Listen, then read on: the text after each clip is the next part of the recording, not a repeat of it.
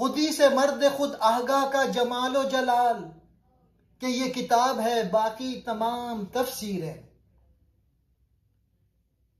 اقبال یہاں کہہ رہے ہیں کہ اصل علم، اصل حقیقت، اصل تفسیر انسان کامل کے اندر ہے۔ جب انسان اپنی خودی کو پہچانتا ہے، یعنی اپنی روحانی طاقت، مقصد اور شعور الہی کو، تو وہ خود ایک زندہ قرآن بن جاتا ہے۔ اس کی زندگی، عمل، کردار اور قوت ارادی سب میں جمال یعنی خوبی اور جلال یعنی ہیبت و عظمت جھلکنے لگتا ہے۔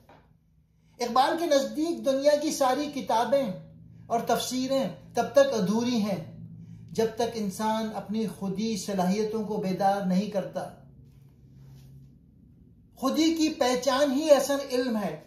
جو انسان خود کو پہچان لیتا ہے وہی حقیقت زندگی کی سب سے بڑی تفسیر ہے۔